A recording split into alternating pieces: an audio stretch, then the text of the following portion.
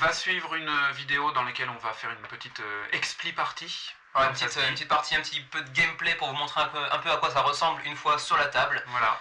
On se retrouve avec le jeu mis en place. Comme vous le voyez avec les tapis évidemment, on a déjà mis en place aussi les 3 camps qui sont recommandés pour les premières parties, évidemment jusqu'à ce que l'on maîtrise un petit peu le jeu. Donc je vais vous présenter rapidement les miens, Xavier présentera les siens également. Vous voyez que pour le départ, j'ai donc les 3 camps que voici, on va vous les montrer brièvement. Alors pour détailler un petit peu, ici vous avez le Victory Totem. Alors Victory Totem qui vous propose ici pour 2 os d'aller endommager un adversaire uniquement humain. Ensuite, pour le même coup de 2 os, vous pourrez également utiliser votre raid que l'on verra un petit peu par la suite. Donc je laisse ça un petit peu en suspens. La deuxième carte proposée est le réacteur que vous pouvez voir ici.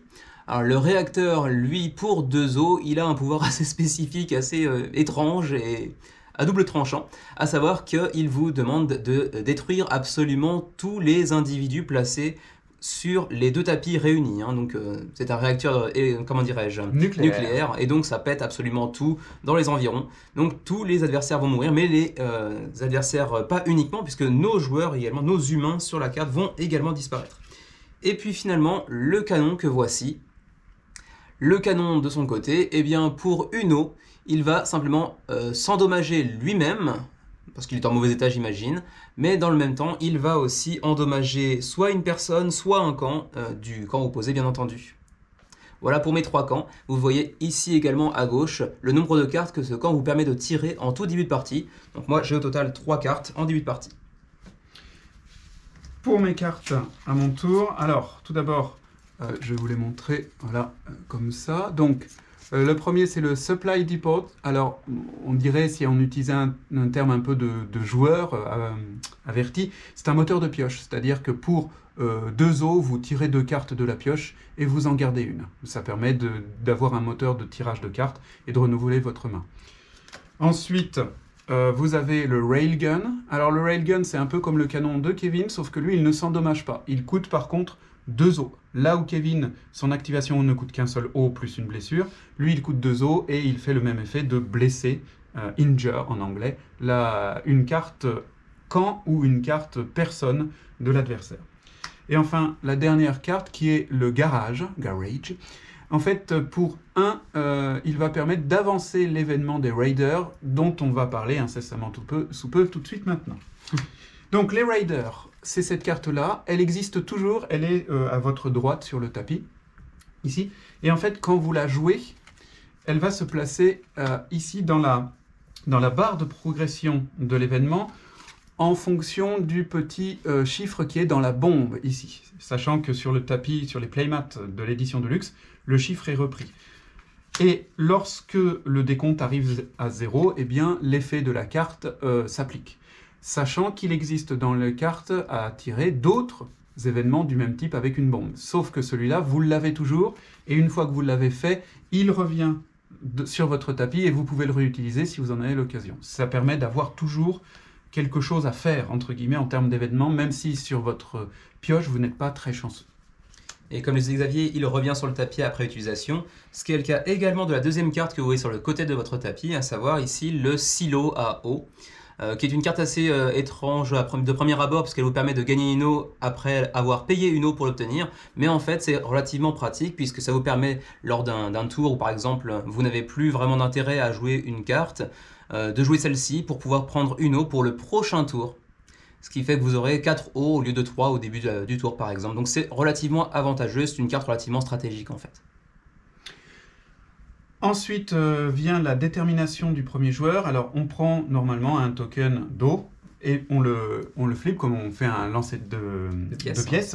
Et la personne qui lance, si elle obtient la pièce, l'eau, c'est elle qui commence. Si elle obtient l'autre côté, c'est l'adversaire qui commence. On va le faire maintenant et je pense qu'au point de vue de l'utilisation des cartes et du placement et tout ça, on va vous l'expliquer au fur et à mesure de la partie. Ouais. On ne va pas vous assommer avec un bloc de règles au début. On va le faire au fur et à mesure, ça sera plus sympa, je pense. Bien que les règles ne soient pas spécialement compliquées. Non. Donc tu lances un... Donc un petit pile ou face. Voilà. Donc l'eau, c'est moi qui commence. De l'autre côté, c'est Xavier qui commence. Hop.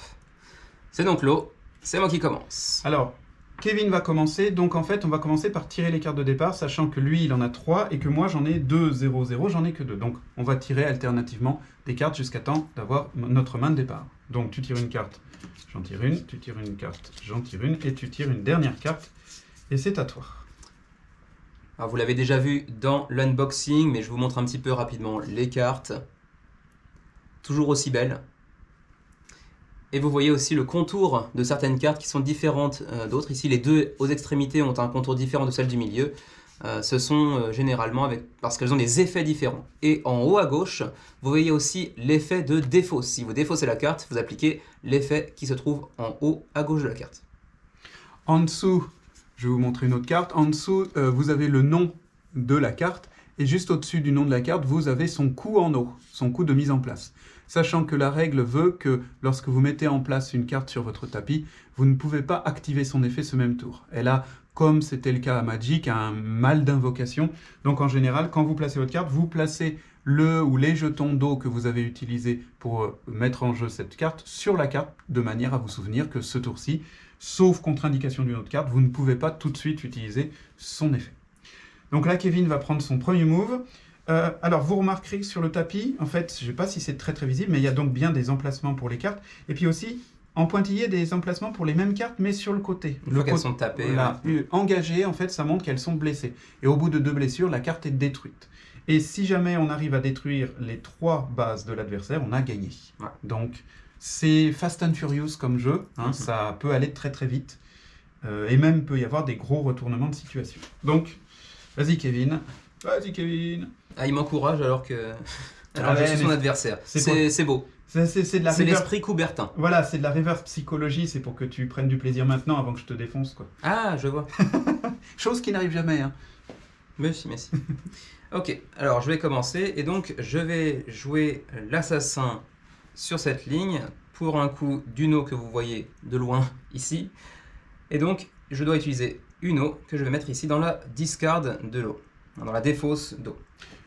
Sachant que pour l'instant, oui, voilà. on va la Vaut mettre mieux plutôt que tu le mettes dessus. dessus. Pour l'instant, d'ailleurs plutôt comme ceci, pour Voilà. dire que la carte n'est pas utilisable Pour le lors moment. du tour de pause. Alors pourquoi Kevin l'a mise là? Il aurait très bien pu la mettre sur n'importe quel des emplacements. Il y a une importance à savoir que toute carte qui est derrière une carte est dite protégée. Et il y a des cartes les cartes ne peuvent détruire ou blesser des camps ou des personnages que s'ils ne sont pas protégés. Ce qui fait que là, par exemple, moi, son canon, je ne peux pas le cibler d'une attaque de base parce qu'il y a l'assassin sur la ligne. Donc il y a aussi une stratégie de positionnement qui peut être intéressante. Et en deuxième action... Ah, j'ai un chat qui me monte dessus, excusez-moi. Difficile de l'empêcher. Bon, ça fait partie des aléas du métier, comme on dit. Donc on va faire en sorte de jouer malgré la présence du chat. Alors... En deuxième action, je pense que je vais me contenter d'utiliser le Victory Totem. Et si tu veux bien te coucher. Alors, le Victory Totem que vous voyez ici, pour un coup de 2 os. Je vais le mettre ici. On va donc l'enclencher pour aller activer les Raiders qui sont ici et les activer. Donc, comme vous le voyez ici, la bombe est au niveau 2. Donc, on va le mettre directement ici.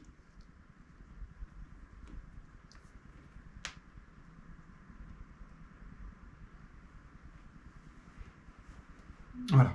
Le chat étant installé, nous pouvons reprendre. Pour l'instant. Pour l'instant. Ok, donc Kevin ayant dépensé toutes ses eaux, il a fini son tour. Donc c'est à moi de jouer. Alors, inutile de vous dire que déjà il commence sérieusement à me flégon, le gars. Donc moi, je vais payer une eau pour activer mon garage. Mon garage, ça me permet de mettre en place, moi aussi, mon Raider. Et puis, derrière, je vais faire ça. Je vais défausser une carte pour activer l'icône de Raider. Donc je fais progresser mon Raider. Ce qui veut dire que donc, à mon prochain tour de jeu, je pourrai appliquer son effet. Deuxième chose que je vais faire, je vais défausser le Vigilant, parce que lui aussi, il a la même icône. Donc en fait, j'applique mon Raider tout de suite. Et mon Raider doit blesser, incliner un des camps de son choix. Ou un personnage. Non. Non? Seulement le camp. Ah oui, effectivement. Alors, petite caractéristique, pendant que Kevin réfléchit sur ce qu'il choisit, un camp incliné garde la possibilité d'utiliser son pouvoir. Un personnage incliné ne peut plus utiliser son pouvoir tant qu'il est incliné. On ne désincline une carte qu'avec l'effet d'une carte qui soigne. Donc, il y a des risques qu'un personnage incliné reste incliné. La carte Raider ayant été activée et résolue, elle revient dans son camp là. Et il me reste 2 os.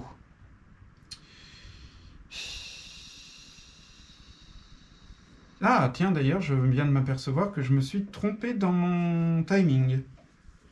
Non, tant pis, c'est pas grave, on va faire comme ça. Donc, je vais dépenser une eau pour, en fait, prendre la carte de silo. En fait, je vais, comme Kevin l'a expliqué, je vais prendre une option pour que la prochaine fois, j'ai 4 eaux au lieu de 3 au prochain tour. Ensuite, eh bien, la dernière eau qui me reste, malheureusement, j'ai pas grand-chose pour l'utiliser, donc je ne vais pas l'utiliser, je vais la défausser. Ok, donc moi, mon tour est terminé, c'est à Kevin. Alors, début de mon tour, je vais d'abord faire avancer l'objectif, enfin, pas l'objectif, mais l'événement de Riders d'un cran. Automatiquement. C'est la phase d'événement. Ensuite, je pioche une nouvelle carte. Et tu récupères ton eau. Et je récupère évidemment mon eau, sinon je ne peux pas jouer. Ce qui avantagera Xavier un petit peu. Oui, quand même. Et pour commencer, je vais utiliser la carte Banish en défausse pour le petit logo que vous voyez en haut à gauche de la carte, à savoir la progression de l'événement Raiders ou tout autre événement d'ailleurs. Donc les Raiders avancent et leur effet s'applique instantanément et je vais donc infliger un dégât à un des camps de Xavier de son choix. Alors moi, je vais choisir le Railgun, après tout, puisque je le rappelle, un camp blessé peut quand même utiliser son action alors qu'un personnage blessé ne peut plus. Donc bon. Ensuite, pour une eau, je vais jouer un nouvel événement en position 2, comme vous le voyez grâce à la petite bombe qui est ici. Et comme vous le voyez, une fois que l'événement sera résolu, enfin s'il l'est d'ailleurs, puisque certaines cartes de l'adversaire peuvent l'en empêcher, eh bien je pourrais poser 3 punks sur mon jeu. Alors qu'est-ce qu'un punk? Mécanisme assez intéressant. En fait, chacune des cartes que vous voyez ici est potentiellement un punk. C'est-à-dire qu'au dos, il y aura un événement ou un personnage, mais en revanche, le recto de la carte que vous voyez ici, donc ceci, est un punk. En fait, toutes les cartes sont potentiellement des punks, et en fait, ces punks n'ont aucun autre pouvoir que celui de protéger les camps devant lesquels vous allez les placer. Ou les persos devant lesquels on les place. Également, oui. Donc c'est un objectif de protection. Une fois qu'ils sont détruits, ils reviendront face cachée toujours sur le sommet du deck, sachant qu'il y a aussi des cartes qui vous permettent de les reprendre en main, mais cette fois-ci face visible.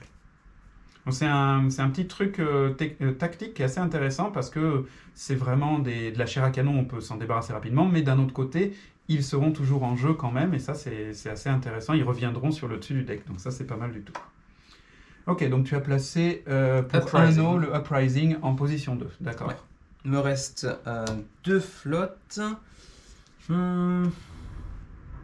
Et pour mettre un petit peu de pression sur Xavier, je vais utiliser les 2 flottes pour utiliser mon totem de la victoire et faire avancer cette carte. Non, tu ne le blesses pas. Non, je ne le blesse pas, je l'engage comme si c'était du Magic. Effectivement. Non, je fais avancer donc le Uprising ici. Voilà. Et du coup, c'est tout. Et c'est tout pour moi. Ok, donc moi je passe à ma phase d'événement, j'en ai pas, c'est bon. Je reprends mes 3 os, je tire une carte et mon tour commence. Ok. Alors d'abord je vais... Alors, on a dit défausser tout à l'heure, le terme technique du jeu est junk. Je vais junker le silo. Pour cela, je vais gagner une eau supplémentaire. Elles sont noires pour bien me faire penser que ce n'est pas des eaux régulières, qu'on les remet dans le pool d'eau à la fin, une fois qu'elles ont disparu. Et le silo revient sur la carte de silo. Ils ont un remplacement aussi sur le tapis avec un petit motif extra water. Donc. Voilà. Donc je vais l'utiliser tout de suite, cette eau, plus une autre eau, pour activer le Supply Depot, ce qui va me faire tirer 2 cartes. Et je vais en défausser une des 2, et donc je vais en garder une des 2. Ok, il me reste ça derrière.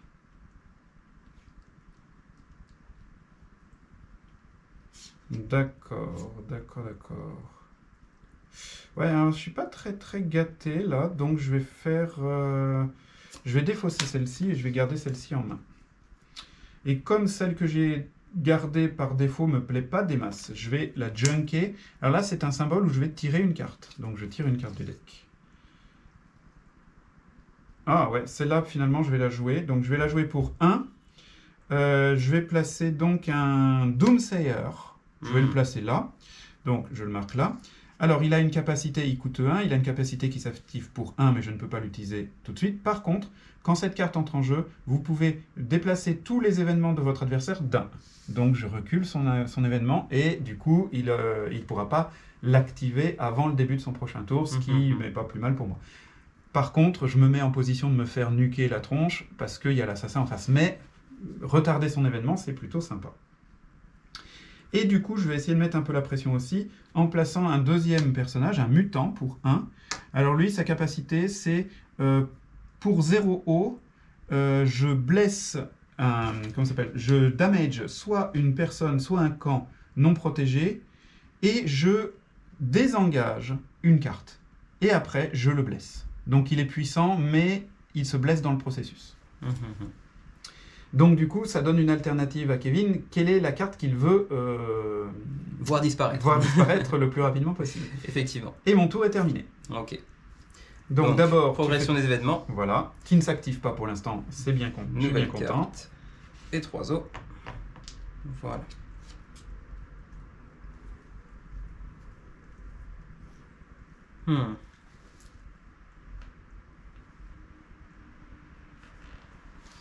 Bon. Alors, pour commencer, que va-t-on faire? On va essayer d'éviter la situation que Xavier vient d'énoncer en jouant cette carte de Holdout pour son Junk Effect. Donc je vais faire avancer le Uprising et donc l'activer. Donc c'est défaussé et je vais mettre 3 punks devant les camps pour venir les protéger. Ensuite, je vais utiliser 2 os pour mon assassin pour qu'il aille se débarrasser du Doomslayer. Ok. Reste une eau.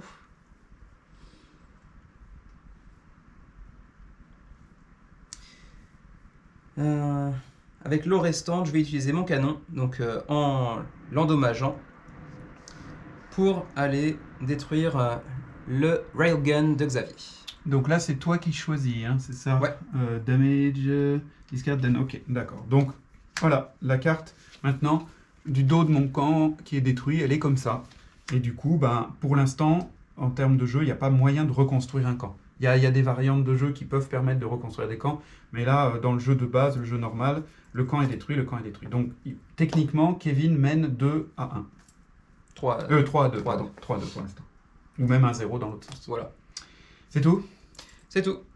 Bien. Alors, je n'ai pas d'événement. Je récupère mon eau. Et je tire une carte. Ok. Bon, bah, je suis un peu obligé. De faire quoi d'ailleurs? Est-ce que je suis un peu obligé? Pas sûr ça. Ouais, du coup, ça c'est pas très intéressant. Ok. Bon, je suis un peu ennuyé là quand même, j'avoue. Je vais défausser, je vais utiliser une eau pour activer mon Raider, parce qu'il faut maintenir la pression. Derrière, je vais payer 2 pour activer le Supply Depot, pour tirer 2 cartes et en garder une.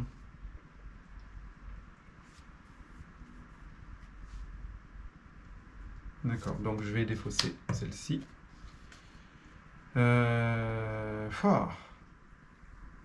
Ah, c'est vrai qu'elle était sexy quand même, le bombardement. Mais, ouais, mais elle coûte 4 en Elle eau. coûte 4, ouais. Techniquement, là, pour l'instant, c'est pas du tout ma stratégie. Et je vais junker le Uprising pour utiliser sa capacité à blesser un people. Donc, je vais blesser... je vais blesser l'assassin. D'accord. Parce que, bon, il est pénible, le petit corps. Et derrière, comme je ne suis pas sûr de l'utiliser, je vais déjunker l'exterminator pour tirer une carte.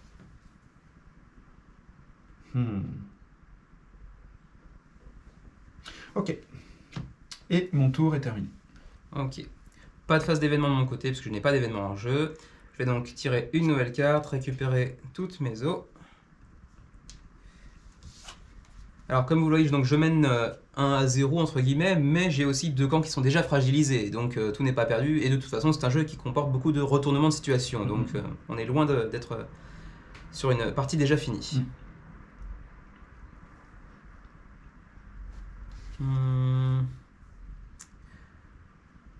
Bon, je vais bénéficier de l'effet de défausse de la sniper que vous voyez ici en haut à gauche qui me permet de retaper une carte. Alors est-ce que je retape un camp endommagé ou l'assassin? Là c'est au choix. J'ai plutôt envie d'aller m'occuper du canon. Ensuite,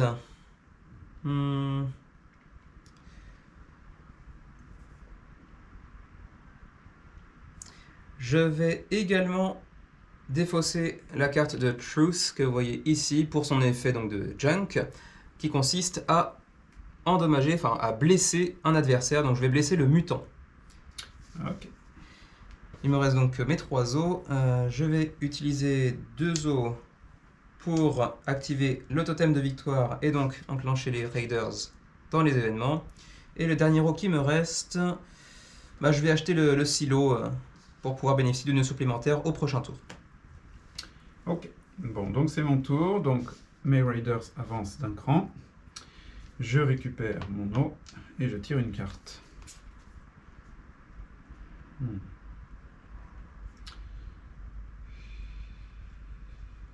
Ah.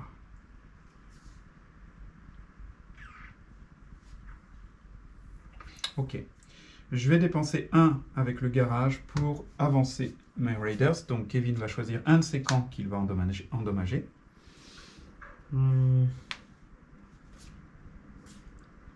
Ok, bon, je vais endommager le totem de victoire, même si pour l'instant je l'utilise beaucoup, mais on verra. Ok. Bon.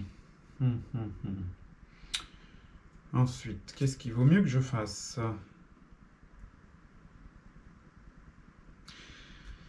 Bon, ça va être un peu du gamble, mais je vais payer 2 pour placer un événement en 1, le napalm. Ouf. Et le napalm détruit tous les ennemis dans une colonne. Ok. D'accord. Et puis il me reste 0 eau et une carte. Et par sécurité, je vais défausser cette carte pour activer son effet de défausse. Je vais placer un punk devant un camp. Voilà. Ok. Alors ensuite, quand mon tour arrive, donc je déplace les Raiders d'un cran sur la piste des événements. Je tire une carte et je reprends mes os. Donc vous avez compris le système, hein, c'est relativement simple à chaque début de tour. Alors donc, que vais-je faire sur ce tour? Je vais commencer par utiliser une eau pour aller placer un Doomslayer. Et donc, quand il arrive en jeu, comme Xavier l'avait fait tout à l'heure, on va faire reculer un événement. Maquet pénible. Et oui, le but c'est d'être pénible. Tu y arrives bien, hein, J'y arrive toujours très bien. Tu y arrives bien, Je pense que c'est une capacité un peu innée. Ouais, je pense que t'es born to be pénible. Ouais, c'est une capacité un petit peu que je tiens de génération en génération. On est très bon pour ça. Alors ensuite, 2 actions restantes avec l'autre potentiellement. J'ai aussi un silo qui me permettrait d'avoir une eau supplémentaire si vous ne l'avez pas oublié. Donc, simplement, on va utiliser 2 flottes pour faire avancer le totem de victoire et donc activer les Raiders. Donc Xavier va devoir encore endommager un camp de son choix. Je vais endommager le supply depot. Est-ce que j'utilise le water silo ou est-ce que je le garde pour un tour supplémentaire? Non, je pense que je vais la garder pour l'instant. Donc mon tour est terminé. À toi Xavier. Ok. Donc mon événement revient là où il aurait dû rester tout à l'heure. Très bien. Je reprends mon eau. Je tire une carte. Ok. D'accord, d'accord. Bon. Je vais commencer tout de suite, avant d'oublier, par utiliser la capacité de rien du tout, puisque mon mutant est engagé, il n'a plus de capacité. Voilà, ça c'est fait. Autre question, donc... Encore un move légendaire de Xavier. Tout à fait, mais en attendant, c'est mieux de s'en apercevoir avant de le faire et de se dire, mais non, c'est nul. Voilà, donc j'utilise un eau pour le garage, pour avancer mon napalm. Alors le napalm, détruire tous les ennemis dans une colonne, je vais détruire tous les ennemis qui sont là. Donc Lui, par la défausse, le punk revient sur le deck. Voilà. Très bien. Ensuite, il me reste 2 os. Il me reste 2 os. Ouais.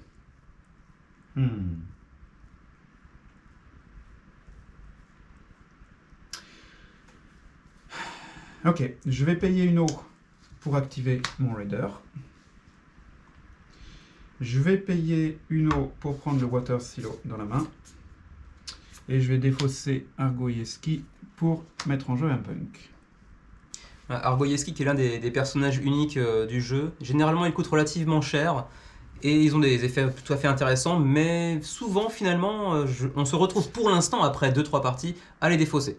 En fait, ce sont des cartes puissantes, mais très situationnelles. Si elles ne correspondent pas au moment donné à votre situation, c'est sans doute mieux de la défausser pour son effet de défausse, qui a une utilité peut-être plus immédiate pour vous. Et ici, ajouter un punk, comme vous l'avez pu constater déjà, c'est relativement intéressant, même s'ils n'ont aucun pouvoir, ils protègent vos camps, et en avoir 2 ou 3 sur son tapis, c'est déjà un gros avantage finalement. Tout à l'heure, j'ai dit chair à canon, j'aurais dû parler plutôt de bouclier humain. Aussi. Et c'est à toi, mon oui, tour parce est que terminé. chair à canon, on pourrait imaginer qu'ils sont offensifs. Ils attaquent, alors voilà, que non. exactement. En fait, ils attaquent pas du tout. Pas d'événement, donc je tire directement une carte et récupère mes 3 flottes.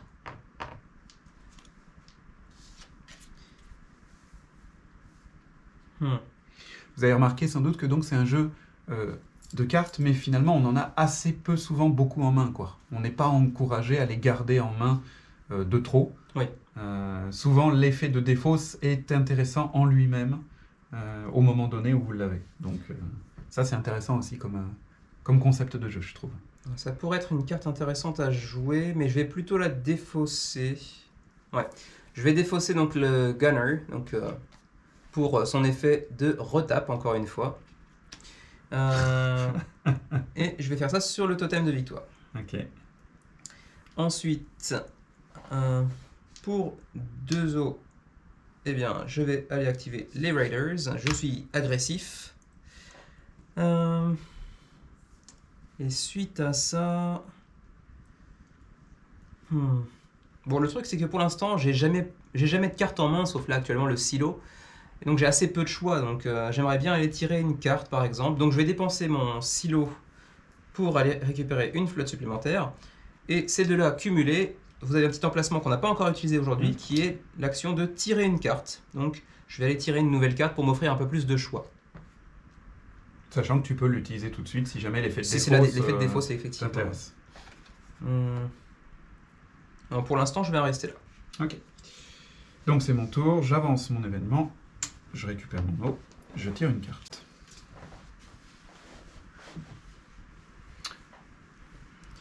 Oh.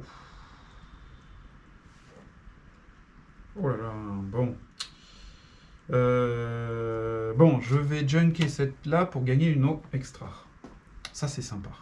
Bon, donc, maintenant que j'ai junké le high ground, il me reste une eau supplémentaire. Bon, je vais tenter un truc, ça va peut-être rien donner. Je vais aussi junker le water silo pour avoir une extra water, ce qui fait que je suis à la tête d'un pool de 5 eaux. Tu vas te noyer là. Oui, à peu près, oui. Donc, je vais dépenser 2 eaux pour activer mon supply depot, en fait gratuitement, quasiment, pour tirer 2 cartes et en garder une seule.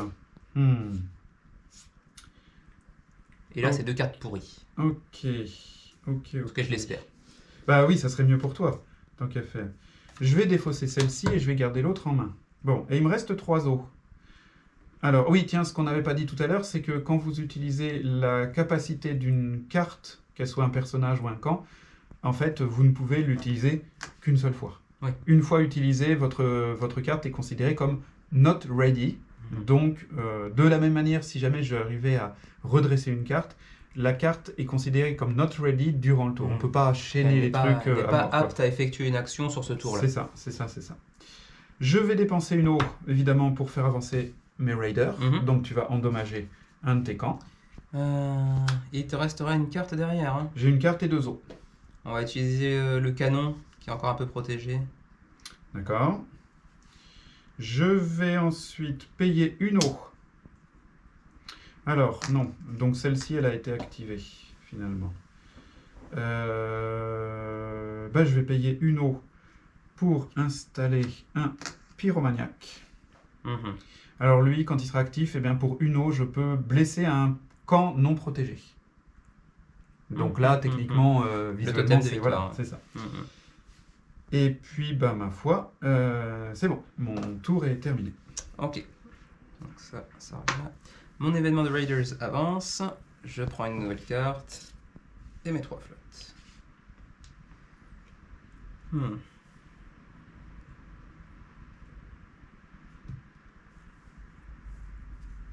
Ah, une carte super intéressante. Alors, bah, je vais utiliser. Moi, je vais le faire. Tiens, je vais utiliser 2 eaux pour lancer un événement instantané avec la petite bombe à 0, comme vous pouvez le voir ici, et qui me permet de blesser tous les ennemis non protégés. Donc, lui, il est blessé une deuxième fois, il est mort.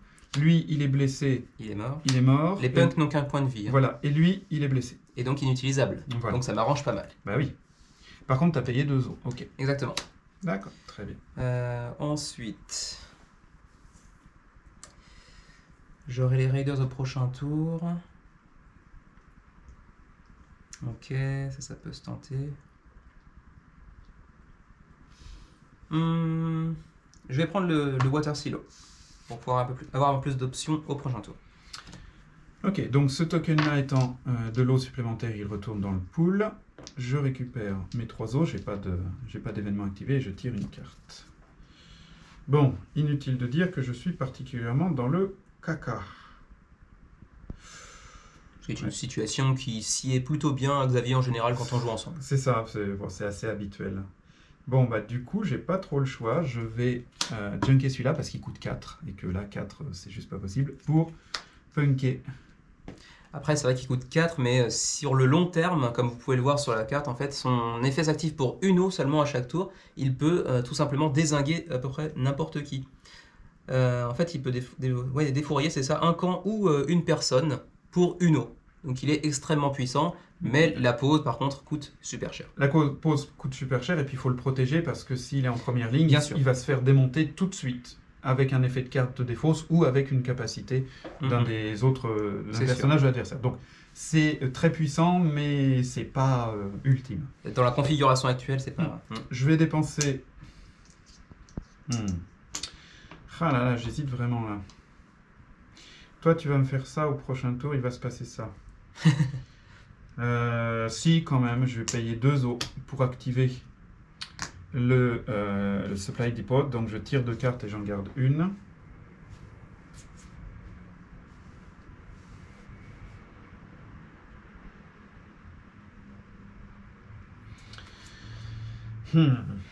Oui. Zut. Zut. Le personnage de Tintin ou... Ouais, c'est ça, le personnage de Tintin. Bon, eh ben, je vais défausser celle-ci sans la... Je la garde pas et je vais garder celle-ci. Et tu prends une eau quand même. Non, mais non, parce que c'est mon effet, là, faut que j'en choisisse. Ah, d'accord, j'ai c'est pas une suivi, carte que excuse-moi. je joue. Du coup, je vais jouer ici un holdout. Alors, il coûte oui. 2, mais comme j'ai un camp détruit, je peux le jouer dans cette colonne pour 0. Ouais, Donc, ça me fait un personnage... Et il a une activation de 1 pour blesser une carte ou un camp ouais. non protégé. Ouais. Et il me reste une eau. Alors là, j'hésite vraiment beaucoup. Est-ce que je dépense cette eau pour me faire un Water Silo pour avoir 4 eaux, ou est-ce que je dépense cette eau pour activer les Raiders pour continuer à mettre la pression? Ouais. Je vais siloter. C'est sans doute une erreur, mais je me dis que 4 eaux au tour prochain, ça peut donner des choses intéressantes. Donc tu as quand même beaucoup de personnages là. Donc. Tout à fait. Donc lui, il est arrivé pour 0, donc je vais quand même placer un truc là pour me souvenir qu'il n'est pas activable, même si je ne l'aurais pas activé de toute façon. Ouais. Début de mon tour, donc les Raiders arrivent et s'activent. Donc je vais blesser le garage, parce que sinon je perdrai le Supply Depot définitivement, donc ça ne m'intéresse pas. Un personnage. Et je récupère mes 3 eaux. Intéressant.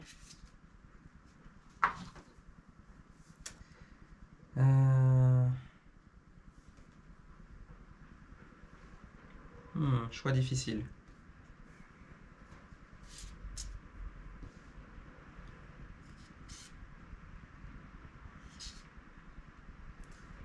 Ok, moi je vais défausser le napalm pour moi aussi pouvoir redresser une de mes cartes.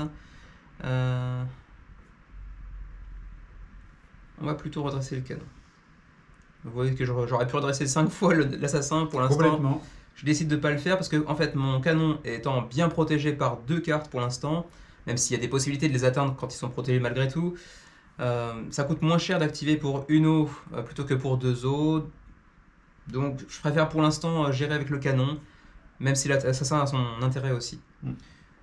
Et puis aussi parce que derrière je peux défausser peut-être aussi celle-ci, quoique un instant de réflexion peut-être quand même s'impose. Ah non, je vais faire ça, c'est encore mieux. Alors je vais poser pour une eau, pardon, le Repair Robot, donc activé bien sûr, qui me permet quand il entre en jeu de réactiver l'assassin. Et du coup, je peux faire les deux, c'est Pas génial. du tout, puisque l'assassin, quand il est réactivé, il n'est pas disponible. Oui, bien sûr, mais je vais réactiver celle-ci et celle-ci sur le Ah même oui, coup. oui. C'est ça que je voulais dire Ouais, par ça là. va, tranquille. De ce point de vue-là, c'est plutôt cool. Kevin, quoi. Les bonnes cartes au bon moment. Ça aussi, c'est un talent inné. Oui, ça c'est... Xavier pourra en Ne, témoigner. ne jouez pas contre Kevin. Jouez avec Kevin en coop. Et là, on perd quand même. Mais jouer contre Kevin, c'est pas gagné. Alors, voilà. Parce que du coup, ce qu'il vient de faire, toute la stratégie que j'avais plus ou moins élaborée pour le tour prochain, eh bien, je l'ai dans le nonos. Il va falloir que je pense à autre chose. Bon, on va utiliser 2 os pour activer le totem de victoire et enclencher les Raiders. Et mon tour est terminé. Ok. Donc, je récupère mon eau. Je tire une carte.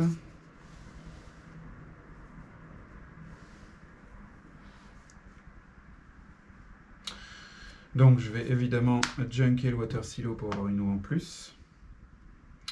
Je vais faire un interrogate, c'est un événement à 0 qui me fait tirer 4 cartes et j'en défausse 3. Donc 1, 2, 3 et 4. Donc en fait, en gros, j'en garde une. Un peu plus de chance d'avoir une carte vraiment intéressante par contre. Potentiellement. Et du coup, j'ai pas le choix. Je vais défausser ces 3-là. Je vais garder celle-là, je vais la jouer tout de suite. C'est encore un événement à 0, strafe. Blesser tous les ennemis non protégés. Donc ces deux-là et celui-là Et disparaît. celui-là disparaît, voilà. Et du coup, je respire un peu, chose que j'aurais pas Ouais. du tout envisagé Non, là, au tour effectivement. précédent. Parce que là, du coup, il peut plus me nuquer et il peut plus se redétaper tout de suite. Donc là, dans cette combinaison-là, j'ai réussi à gérer un peu des trucs. Là, vous pouvez entrevoir un petit peu les différents retournements de situation qu'on peut avoir dans une partie, parce que là, finalement, j'étais vraiment bien parti, et là, je suis un petit peu dans le mal tout à coup. Et du coup, je vais dépenser une eau pour activer le holdout, qui va donc faire un damage à une personne ou à un camp non protégé. Donc évidemment, je Le vais aller réacteur. taper là pour pouvoir justement lui détruire un camp. Ouais. Même si c'est pas le camp dont il se serait servi à mon avis tout de suite. Quoique, au bout d'un Non, parce moment... qu'en fait, c'est vrai que pour rappel, c'est le camp qui me permet pour 2 os de détruire absolument tout, y compris mes personnages, mais également ceux de Xavier. Mais comme j'ai toujours en permanence beaucoup de personnages sur mon board, pour l'instant, c'était pas hyper utile. Mais j'y songeais un petit peu parce que là, je commence à avoir beaucoup de personnes endommagées, donc c'était une option qui s'offrait à moi, mais que je vais pas finalement pouvoir prendre. Et puis là, malheureusement, j'ai pas trop le choix. Je vais activer le garage pour placer moi aussi mon raider. Et je vais payer 1 pour reprendre le water silo. Ah, non, j'ai un extra water. Pardon. Ah. Alors, je vais certainement le faire, mais peut-être pas dans cet ordre-là. Donc, oui. Je vais donc dépenser une eau et une extra water pour faire le supply depot. Donc, je vais le marquer comme étant activé. Tirer 2 cartes et en défausser une. Ok. Ah oui. Pour ceux qui s'inquiéteraient de voir le paquet diminuer, si vous arrivez à la fin du paquet, vous en refaites un. Pardon. Oula, Oui, vous en refaisez, refaisez. c'est très très joli. Oh, c'était beau. C'était ça. magnifique. Oh, Vous en c'était refaites un à partir des cartes défaussées, tout simplement. Bon, je vais défausser celle-ci, donc je vais garder celle-ci, que je vais junker tout de suite pour activer l'event, et je vais payer 1 pour le déplacer d'un. Ouais. Ce qui fait que du coup, je lui mets aussi un peu la pression. Tout à fait. Et mon tour est terminé. Donc le mien s'enclenche avec les Raiders qui avancent d'un cran. Hop, on va mettre ça là, récupérer les flottes et tirer une carte. Voilà. Bon, je suis quand même pas bien du tout, mais je suis pas aussi mal que je le redoutais à la fin du tour précédent de Kevin. Comme quoi, il faut pas jeter la peau du bébé avant d'avoir tué l'eau du bain. Alors... Je doute. Je doute. Du coup, c'est un jeu qui peut mener un peu de temps en temps à une sorte de analysis paralysis, puisque Légère. chaque carte a forcément une bonne utilisation, Ouais. que ce soit la carte elle-même, une fois posée son activation, ou le fait de la junker, de la défausser, qui peut être assez déterminant. Donc, Allez, c'est très stratégique. pour Uno, je vais aller poser un scout qui pourra m'offrir ensuite pour Uno au prochain tour la possibilité d'activer un effet, un événement, le faire avancer sur la piste ou amener les raiders sur la piste aussi. Donc une carte relativement intéressante pour assez peu cher. Oui, c'est vrai.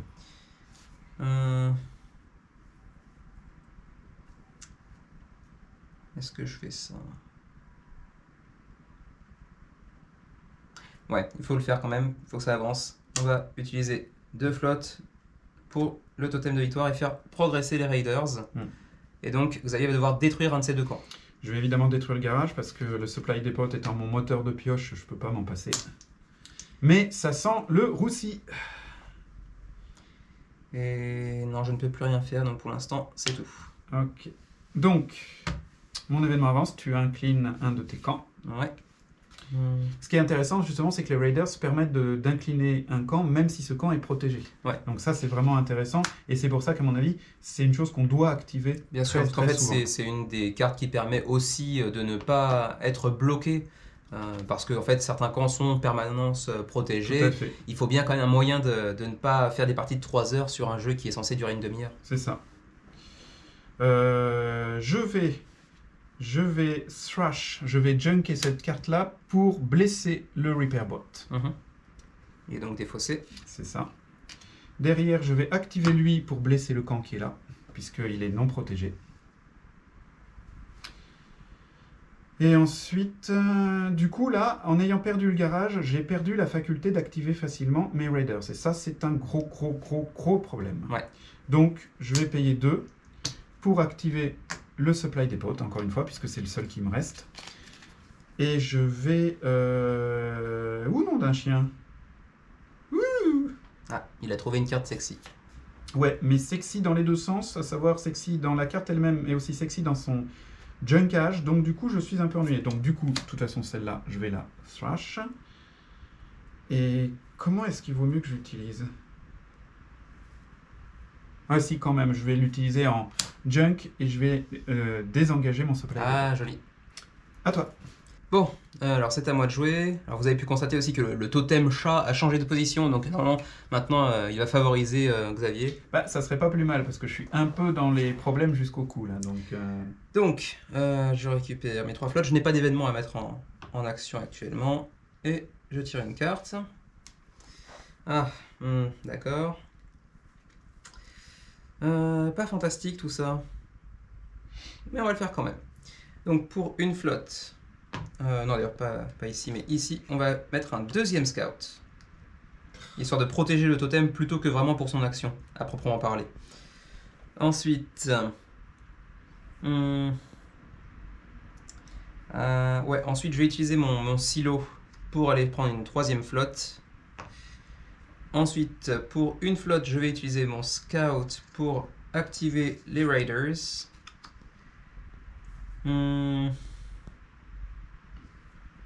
Et ensuite, j'aurais bien envie de le faire encore une fois.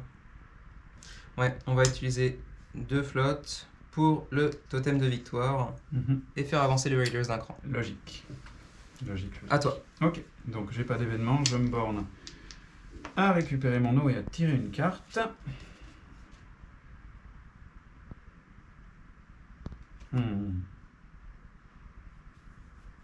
Ouais. Et en même temps, tu as 2 scouts, donc sur les tours prochains, tu pourrais activer extrêmement rapidement les raiders. Yep. Puisque tu aurais 3 cartes d'activation pour un total de 4 eaux. Tout à fait. Bon, 4 eaux, c'est pas forcément facile à trouver, mais quand même, ça se fait. Bon. Tu avais bien trouvé le moyen de détruire un de mes scouts. Je voudrais bien, mais là, je sais pas trop. Je vais peut-être faire autrement.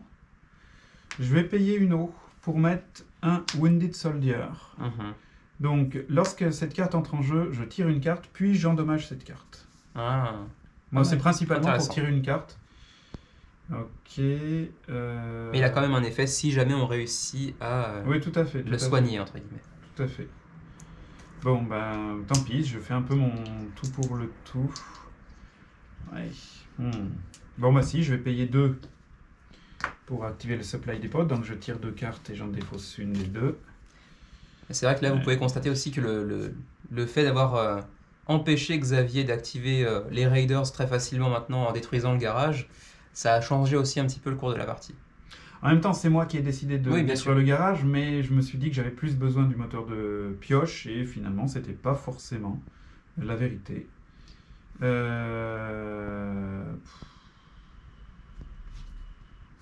J'ai ça dans la main autrement, ouais. M'intéresse pas trop tout ça en fait. Là, je suis dans une phase où ce que je tire ne m'intéresse pas trop. Bah tant pis, je vais défausser celle-ci et puis du coup, je vais jouer pour junker celle-là pour quand même activer les Raiders pour garder un peu la pression. Et puis.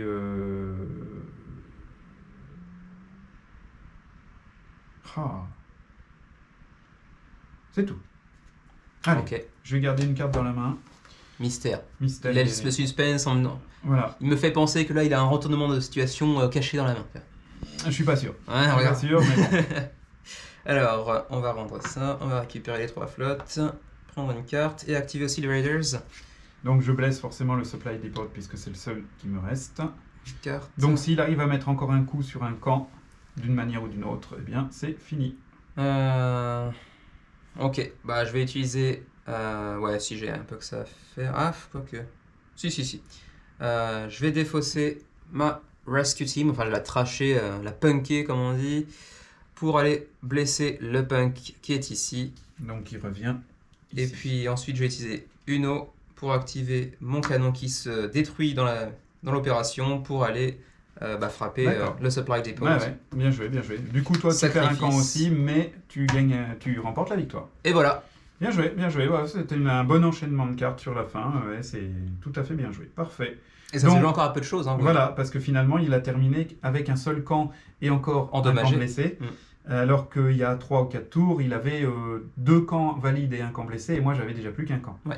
Donc, c'est vraiment, il ne faut pas abandonner jusqu'au bout. Il y a des retournements de situation qui peuvent se mettre en place. Là, j'aurais pu, le tour prochain, j'aurais pu faire des choses parce que j'avais la possibilité de l'activer lui. Ouais, effectivement. Donc, mais bon, tant pis. C'est bien joué. C'est bien joué. Voilà pour cette première partie filmée de Radlands, qui était notre 3e partie, je crois, au total, Oui, c'est ça. à peu près.